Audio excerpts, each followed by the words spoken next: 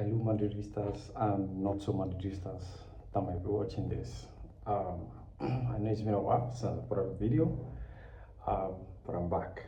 Like I'm officially back. It's a few minutes after the end of the Clasico, the customary Clasico, which has been played in the United States for the past 4 years now, and it's also customary that Barcelona expected to win, and win they did today by two goals to one. I need to say, let me apologize first for being AWOL.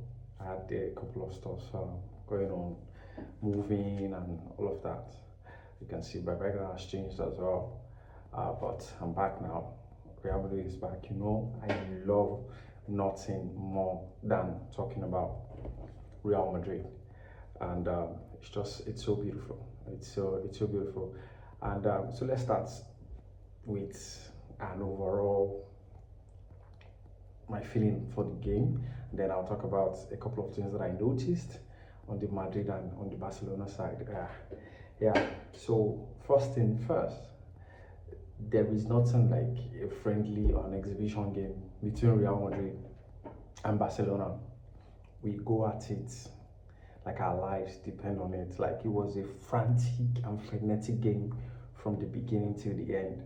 Even though after like 12 minutes or something, the game had to be stopped because there was a storm in New Jersey in MetLife Stadium, and the game was delayed for about 1 hour 5 minutes, and then it resumed. And within 5 minutes of resumption, took up the pace again, and yeah, the way it started was the way it ended. It was an end-to-end game. I don't think that the formal matches in La Liga and possibly Copa del Rey and the Super League as well, I don't expect them to be like this as well, because games like that are way more cagey because they're more official.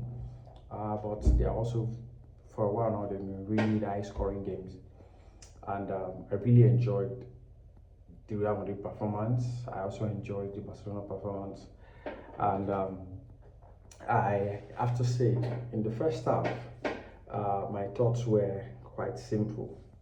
One, I felt Brian was not doing enough. His decision making was on that left hand side was affecting the momentum of our attack. You see the difference when Vinny came in.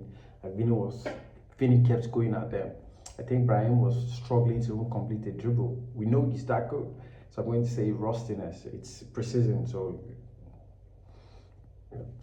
don't look too much into what I'm saying. It's just what it is that I noticed based on their performance. And I don't know. I think the white shirts. What am I touching? This Dortmund shirt. I think the white shirt is way too big for Frank Garcia. Like Kiana said it. Like it needs to learn to decelerate sometimes, and make better decisions. There are times where he needs to decelerate, stop, hold on to the ball, and make a short pass instead of just launching or running and all of that. I really want him to improve because I think he's a good player, but I was really impressed by the person that replaced him, Obrador. Oh my God, that was a wonderful cameo from Obrador. Really good performance from him. Also in the first half, the best player for us was Adagula. Like everything he touched was just good. And what happened in the second half is something that we've noticed about Adagula's game. He tends to disappear from the game sometimes, and I don't want to use they changed his position in the second half as an excuse. That's just Adagula. He's a moments player, and hopefully if they move him down to the middle where he gets to get on the ball a lot and dictate play from the right central midfield, maybe that would change. I don't believe Dani Ceballos should be playing for Real Madrid because he was a ghost in this game. Yes, he completed some short passes and all of that at some points during the second half, he nearly lost the ball in a very dangerous area because he could not decide. His head and his feet were not in coordination at all. Also in the first half, the goal that we considered in the 42nd minute, I felt Rudiger and Militao, terrible communication between them, because they should have anticipated that behind the defense from Lewandowski, and possibly anticipated the run from Pau Victor as well, which Pau Victor is a really good player, by the way. Like, I've been impressed. I watched the game against Man City. I had nothing to do that night, and I was impressed with his performance as well. Even though he was moved to the right in this game, I was not playing as a central striker. He was quite good. Lucas Vasquez was very energetic on that right hand side, and loads of space, especially when the likes of Aragole and Modric especially were playing those diagonal passes to him. It's just we could not make anything out of it. Also in the first half, there were a lot of interchanging of position between Aragole, Lucas Vasquez, and Hendrick, right? So when Aragole comes inside, Vasquez on the outside. When Vasquez on the inside, Aragole is on the outside as well, and then you will notice that Hendrick was not staying up top as a leading striker. He's not a traditional striker. He was always coming to the middle to receive the ball, and I felt that his off the ball movement, we could not necessarily use it.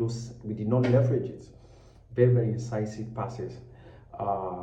We did not give him those chances. I don't think we were able to create anyone, which meant that he would always receive the ball with his back to goal. So by the time he turns and beats the first person, all they just need to do is push him. Okay.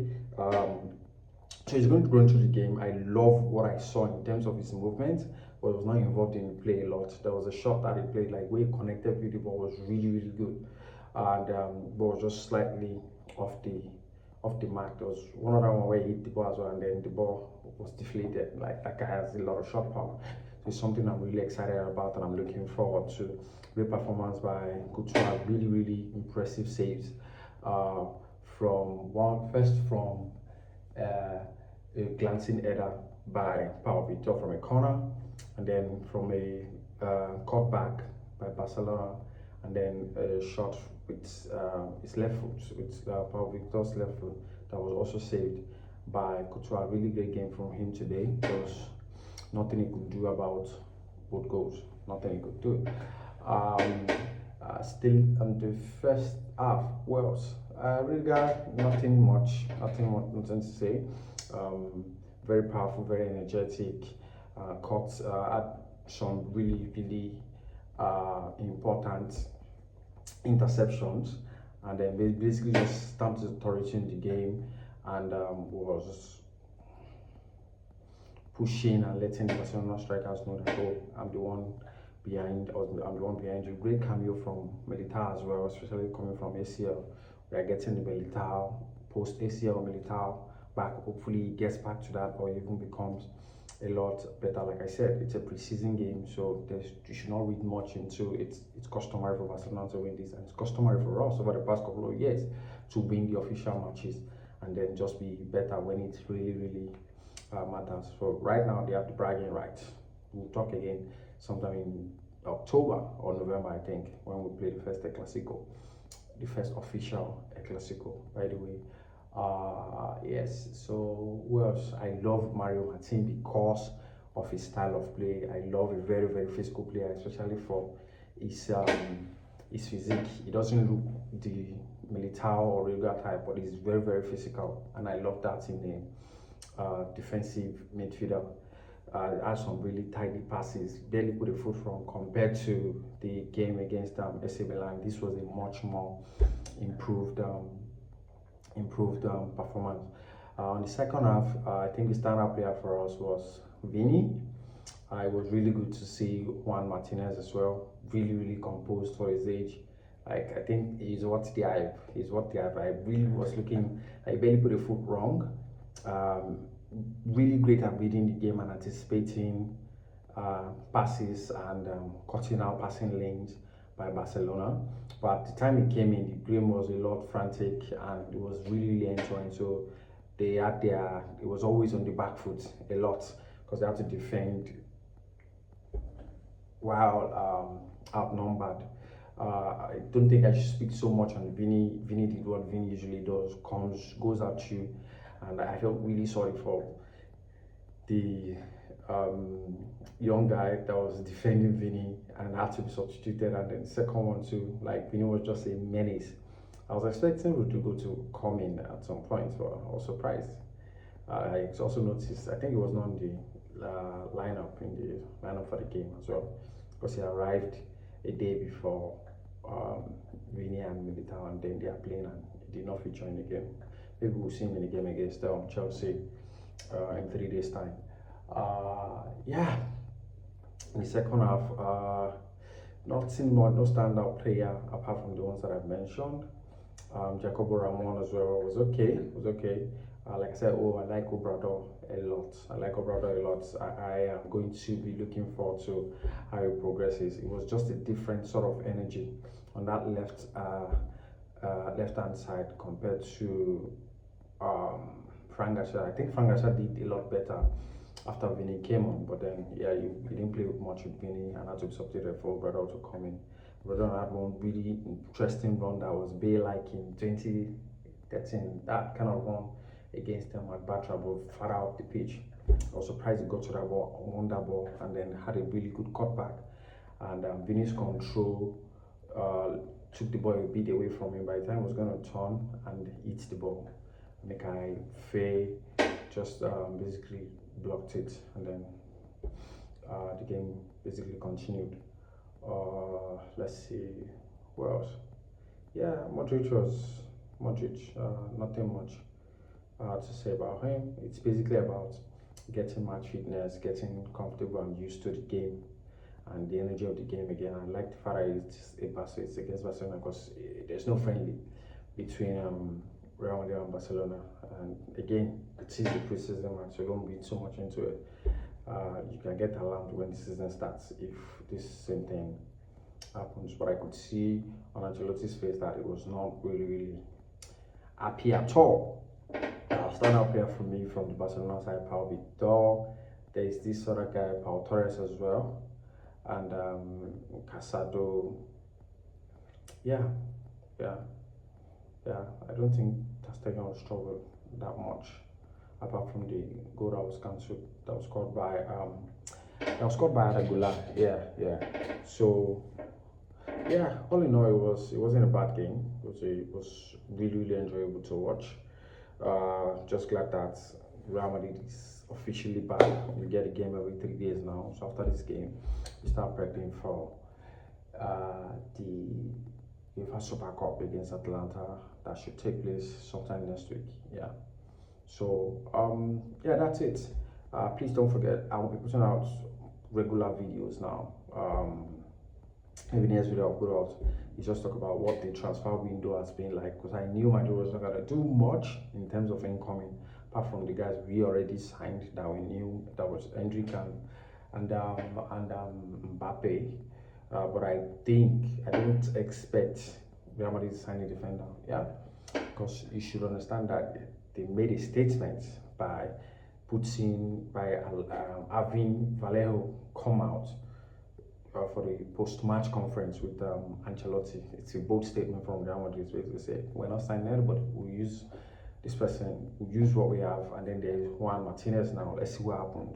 Even though I know the likes of Jacobo Ramon are sort of ahead of him in the pecking order, but he looks really mature for his age. So let's see what happens. Yeah, looking forward to the post-match trading, post-match reaction from other Madridistas on Twitter and other places as well.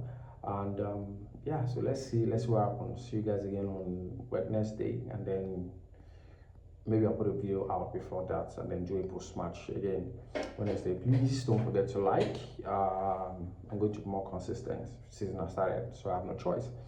Don't forget to like. Don't forget to subscribe. Till I come your way again. a la Madrid.